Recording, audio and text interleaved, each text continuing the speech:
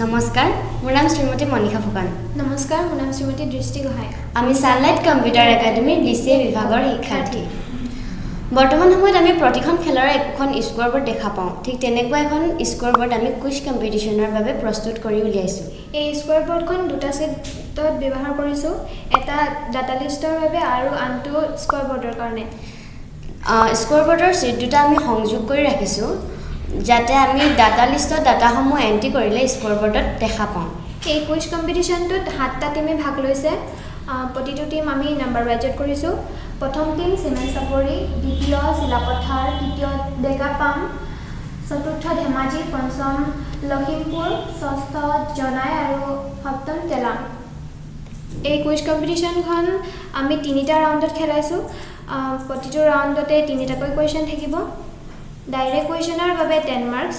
indirect কোৱেশ্চনৰ বাবে 5 marks pound সিস্টেমত যেতে এই খেলখন খেলোৱা হৈছে সেইবাবে প্ৰতিটো পাউণ্ডছৰ ৰাইট এনসাৰৰ বাবে 10 মাৰ্কস আৰু ৰং এনসাৰৰ বাবে -5 মাৰ্কস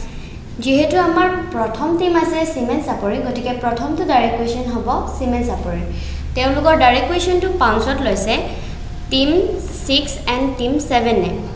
তেওঁলোকৰ উত্তৰসমূহ চাই দেখা গ'ল যে টিম 6ৰ এনসাৰটো শুদ্ধ আৰু টিম 7ৰ এনসাৰটো ৰং গতিকে টিম 6 লাভ কৰিব 10 মাৰ্কস আৰু টিম 7 হেৰুৱাব -5 মাৰ্কস যেহেতু ডাইৰেক্ট কোৱেশ্চন আছিল সিমেন চাপৰি গতিকে তেওঁলোকে কোৱেশ্চনটোৰ এনসাৰ দিব পৰাত লাভ কৰিল 10 নম্বৰ আমাৰ নেক্সট টিম আছে শিলাপথাৰ গতিকে শিলাপথাৰৰ ডাইৰেক্ট কোৱেশ্চনটো পাউণ্ডছত লৈছে টিম 1 অৰ্থাৎ সিমেন চাপৰি team 2 Dekapam team 3 Dekapam and team 4 Dhemaji গতিকে তেওঁলোকৰ উত্তৰসমূহ চাই দেখা গ'ল যে টিম 1 অৰ্থাৎ সিমেন চাপৰিৰ এনসাৰটো ৰাইট গতিকে তেওঁলোকে লাভ কৰিব 10 মাৰ্কস টিম 3 ডেকাপাম তেওঁলোকৰ এনসাৰটো ৰং গতিকে তেওঁলোকে হেৰুৱাব -5 মাৰ্কস আৰু টিম 4 ধেমাজি তেওঁলোকৰ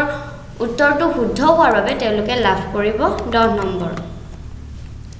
যেহেতু ডাইৰেক্ট কোৱেশ্চন আছিল শিলাপথাৰ গতিকে তেওঁলোকে প্ৰশ্নটোৰ উত্তৰ দিব নোৱাৰাত প্ৰশ্নটো পাছ হ'ল টিম নম্বৰ 5 অৰ্থাৎ লখিমপুৰলৈ তেওঁলোকেও প্ৰশ্নটোৰ উত্তৰ দিব নোৱাৰাত প্ৰশ্নটো পাছ হ'ল টিম 6 অৰ্থাৎ জুনাইলৈ তেওঁলোকে প্ৰশ্নৰ উত্তৰ দিব পৰাত লাভ কৰিলে 5 মাৰ্কস এতিয়া প্ৰথম ৰাউণ্ডত সিমেন চাপৰিয়ে পালে 20 নম্বৰ শিলাপথাৰে 0 ডেকাপামে -5 ধেমাজি 10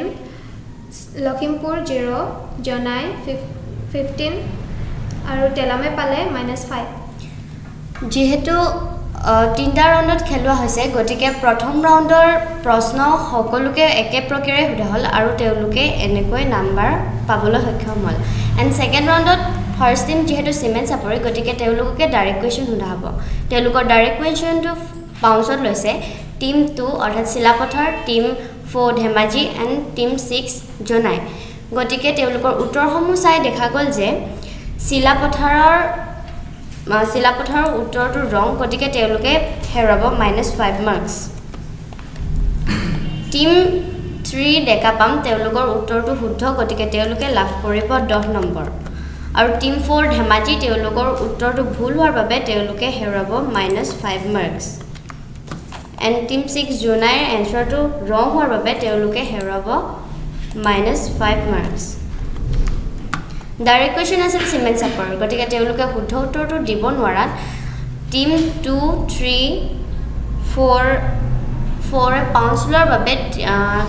ডাইৰেক্ট কোৱেশ্চনটো পাছ হ'ব টিম 5 অৰ্থাৎ লখিমপুৰলৈ আৰু তেওঁলোকে প্ৰশ্নৰ উত্তৰ দিব পৰাত লাভ কৰিব 5 নম্বৰ ঠিক তেনেদৰে একে প্ৰক্ৰিয়াৰে প্ৰতিটো টিমকে ছেকেণ্ড ৰাউণ্ডতো প্ৰশ্নবোৰ সোধা হ'ব আৰু তেওঁলোকে উত্তৰ দিব পাৰিলে নাম্বাৰ পাবলৈ সক্ষম হ'ব ঠিক তেনেদৰে আমি টিম ৰাউণ্ড 3 টো একেধৰণে প্ৰশ্নসমূহ সুধিম যেহেতু টিম একত আছে সিমেন চাপৰি গতিকে তেওঁলোককে ডাইৰেক্ট কোৱেশ্চনটো সোধা হ'ব তেওঁলোকৰ প্ৰশ্নটো পাউণ্ডছত লৈছে টিম 7 টিম 2 আৰু টিম 3 টিম 2ৰ এনসাৰটো চাই দেখা গ'ল যে তেওঁলোকৰ এনসাৰটো ৰাইট গতিকে তেওঁলোকে লাভ কৰিব 10 নম্বৰ টিম 4 তেওঁলোকৰ এনসাৰটো ৰং গতিকে তেওঁলোকে হেৰাব -5 মাৰ্কস আৰু টিম 7 তেওঁলোকৰ এনসাৰটো ৰাইট হোৱাৰ বাবে তেওঁলোকে লাভ কৰিব 10 মাৰ্ক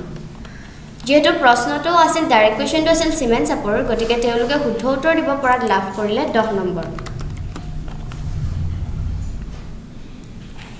এতিয়া আমি প্ৰতিযোগীসমূহে গোটেই তিনিটা ৰাউণ্ডত লাভ কৰা নম্বৰসমূহ ইকুৱেল সাম ফৰ্মুলা ইউজ কৰি টোটেল কৰিম